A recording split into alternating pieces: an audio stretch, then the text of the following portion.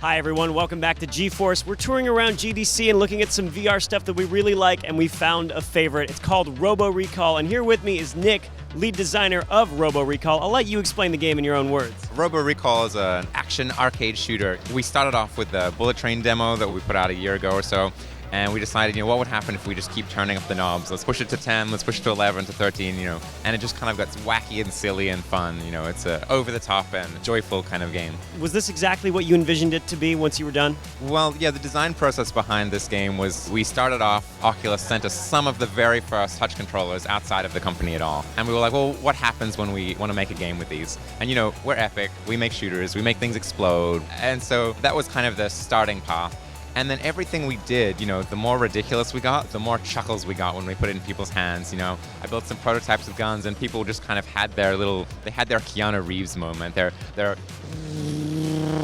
And the more we kind of pushed that, we found what this game was going to be about. I've actually played the demo 3 different times, and I'm getting worse every time. What was your score? 800,000 the first time. That's all right. It's all right. It's gotten steadily worse. How do you get a high score in this game? So a good tip, I guess, is we kind of weighted the melee things that you could do, tearing off limbs and all that kind of stuff. We give you a lot more multiplier kind of juice for that and a little less points. So you kind of have to find that balance between kind of juicing up your multiplier and then going for the high score things like juggling and all that kind of stuff. So you guys had a lot of fun developing this game, but it also sounds like it contributed a lot to VR development in general. What have you guys done to really help VR developers? Yeah, so we constantly have questions from licensees about the way we should be doing things for VR, kind of the numbers in our levels, how many draw calls, how many triangles, all of that kind of stuff.